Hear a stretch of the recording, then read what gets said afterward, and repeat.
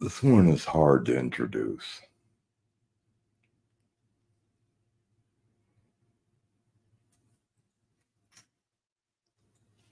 Passions are high still,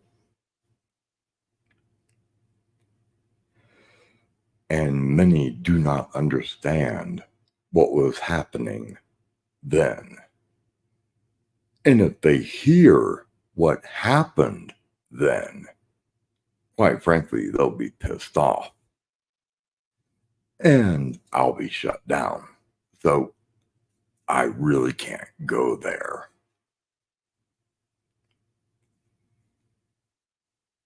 I can say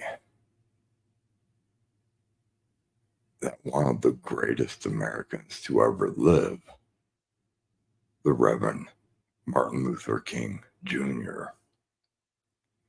mounted the steps of the Lincoln Memorial on August the 28th in 1963 to deliver the seminal speech of civil rights.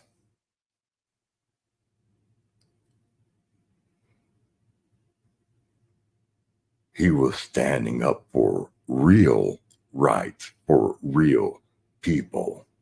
He was standing against real problems in the real world. He would probably be appalled at the concept of microaggressions.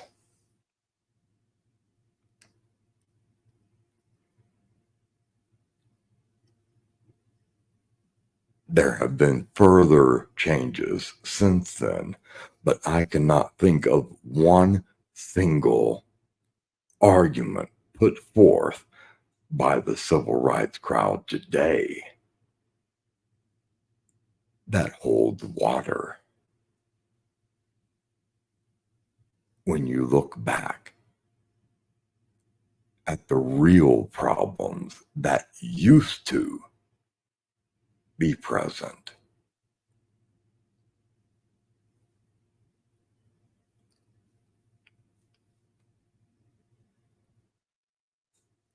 Okay, enough of me.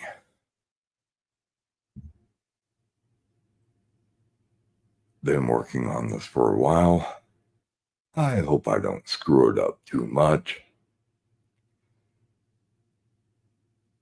I give you I Have a Dream by the Reverend Martin Luther King Jr. as delivered on August 28th, 1963.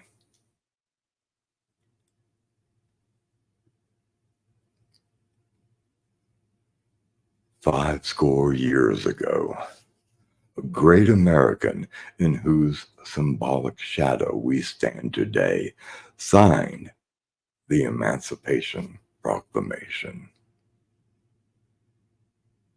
This momentous decree came as a great beacon light of hope to millions of Negro slaves who had been seared in the flames of withering injustice.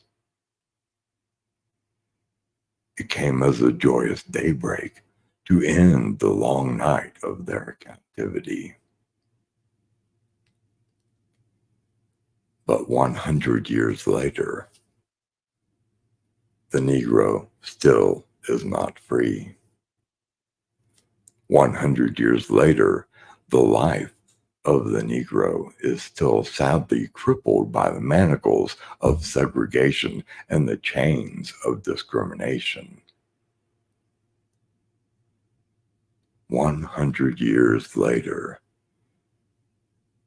the Negro lives on a lonely island of poverty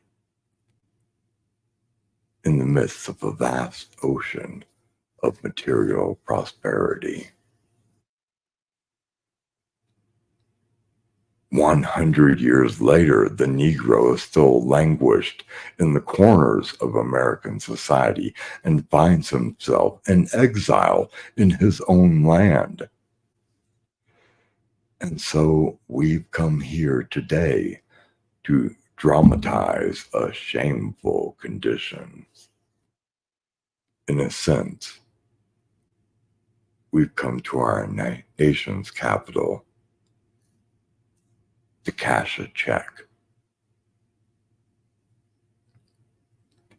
When the architects of our republic wrote the magnificent words of the Constitution and the Declaration of Independence, they were signing a promissory note to which every American was to fall heir. This note was a promise that all men, yes, black men as well as white men, would be guaranteed the unalienable rights of life, liberty, and the pursuit of happiness. It is obvious today that America has defaulted on this promissory note insofar as her citizens of color are concerned. Instead of honoring this sacred obligation, America has given the Negro people a bad check. A check which has come back marked with insufficient funds. But we refuse to believe that the Bank of Justice is bankrupt. We refuse to believe that there are insufficient funds in the great vaults of opportunity of this nation. And so we've come to cash this check, a check that will give us, upon demand, the riches of freedom and the security of justice. We have also come to this hallowed spot to remind America of the fierce urgency of now. This is no time to engage in the luxury of cooling off or to take the tranquilizing drug of gradualism. Now is the time to make real the promises of democracy. Now is the time to rise from the dark and desolate valley of segregation to the sunlit path of racial justice. Now is the time to lift our nation from the quicksands of racial injustice to the solid rock of brotherhood. Now is the time to make justice a reality for all of God's children.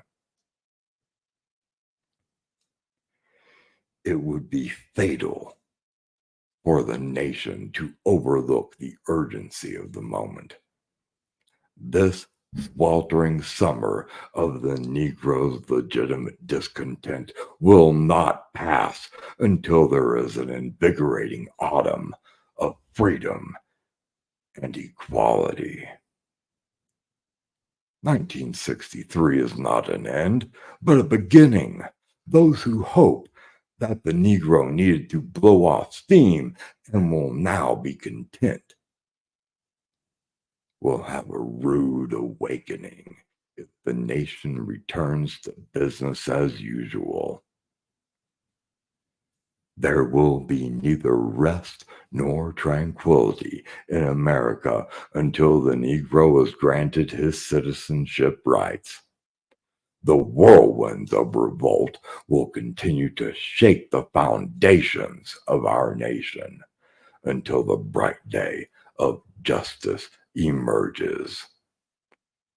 But there is something I must say to my people who stand on the warm threshold which leads to the palace of justice. In the process of gaining our rightful place, we must not be guilty of wrongful deeds. Let us not seek to satisfy our thirst for freedom by drinking from the cup of bitterness and hatred. We must forever conduct our struggle on the high plane of dignity and discipline. We must not allow our creative protest to degenerate into physical violence. Again and again, we must rise to the majestic heights of meeting physical force with soul force.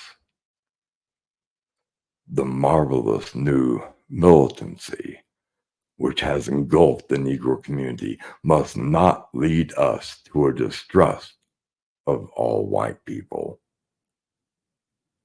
For many of our white brothers, as evidenced by their presence here today, have come to realize that their destiny is tied up with our destiny. And they have come to realize that their freedom is inextricably bound to our freedom. We cannot walk alone. And as we walk, we must make the pledge that we shall always march ahead. We cannot turn back.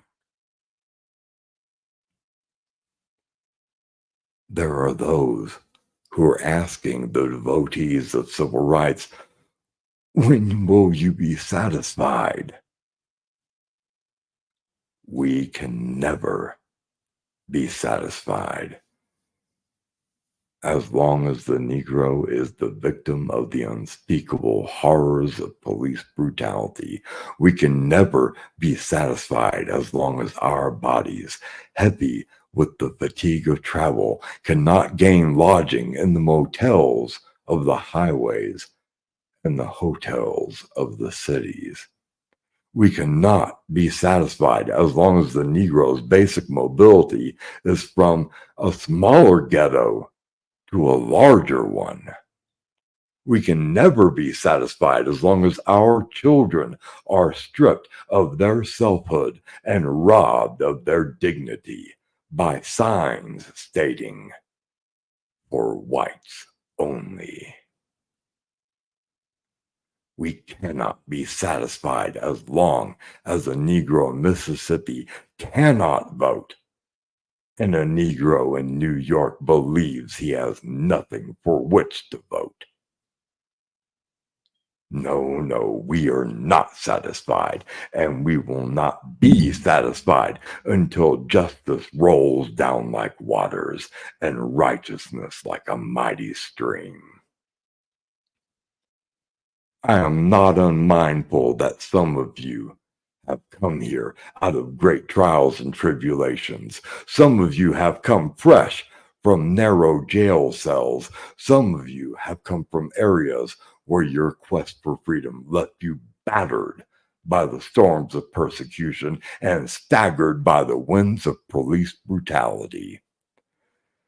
You have been the veterans of creative suffering.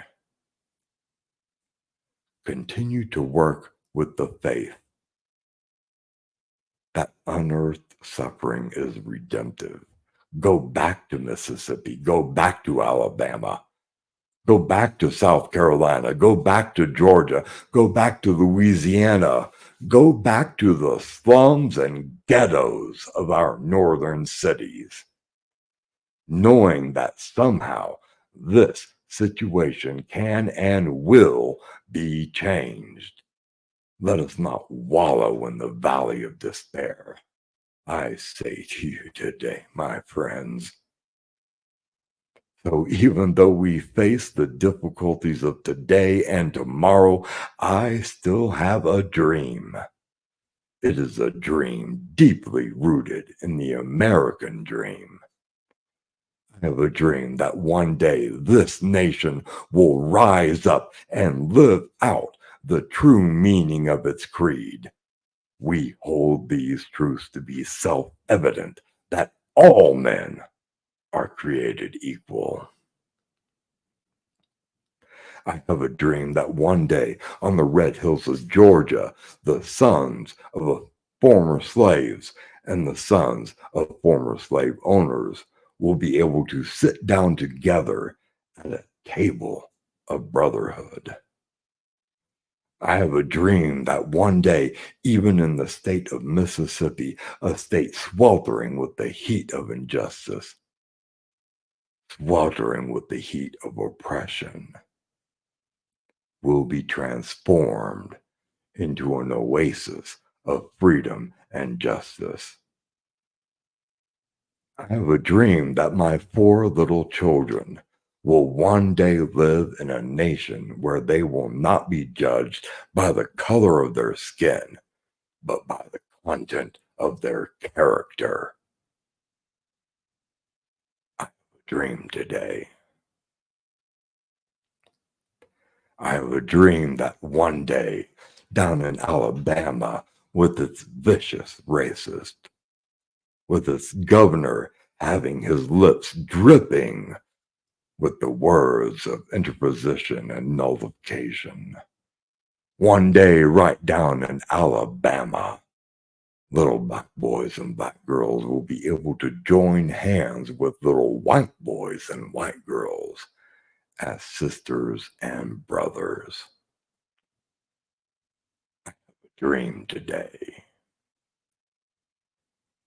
I have a dream that one day every valley shall be exalted, every hill and mountain shall be made low, the rough places will be made plain, and the crooked places will be made straight, and the glory of the Lord shall be revealed, and all flesh shall see it together. This is our hope. This is the faith that I go back to the South with. With this faith, we will be able to hew out of the mountain of despair a stone of hope. With this faith, we will be able to transform the jangling discords of our nation into a beautiful symphony of brotherhood.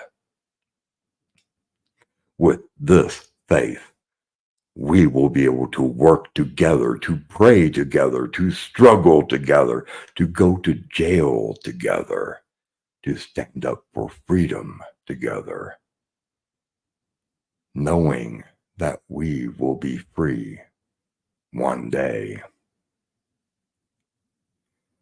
This will be the day when all of God's children will be able to sing with new meaning, "My country, 'tis of thee, sweet land of liberty, of thee I sing.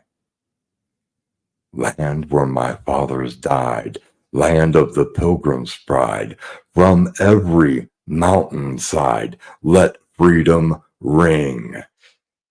And if America is to be a great nation, this must become true. And so let freedom ring from the prodigious hilltops of New Hampshire. Let freedom ring from the mighty mountains of New York. Let freedom ring from the heightening Alleghanies of Pennsylvania. Let freedom ring from the snow-capped Rockies of Colorado. Let freedom ring from the curvaceous slopes of California.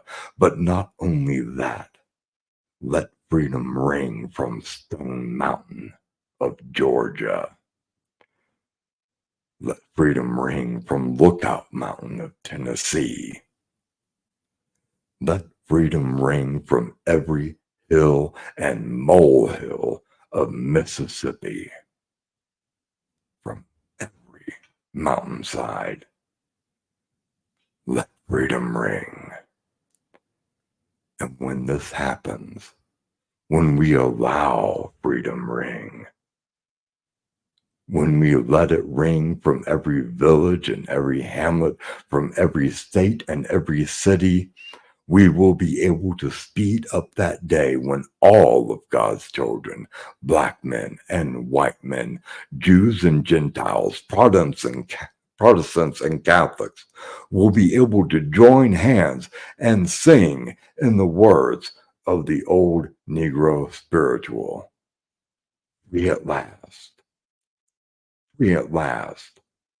Thank God Almighty, we are free at last.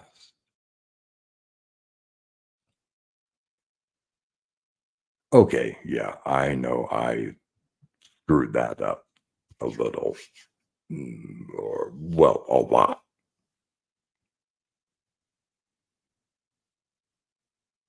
But this man in that time, a man who ended giving his life for the unity that he sought,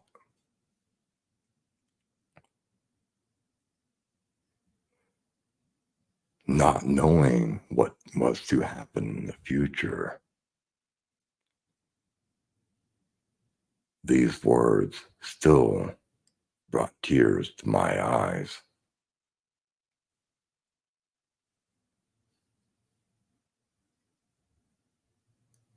I'm not black. I'm not a Negro. Their fight was not my fight.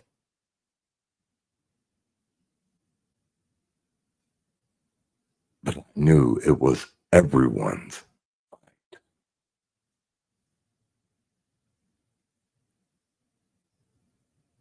In this speech, he spoke to one issue. And in doing so, he empowered all people.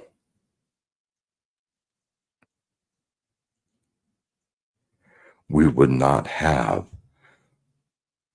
the freedom that we have today without this man in this time and this speech.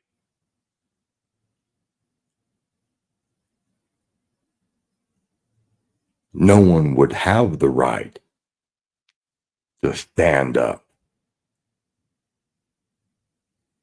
and claim the right to be an asshole if this man had not stood up to claim the right to be a man.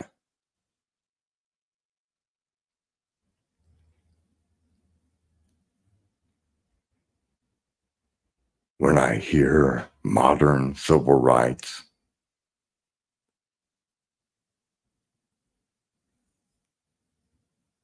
I shake my head in shame because I remember what real fighters fought for and what real rights really are. Thank you for listening.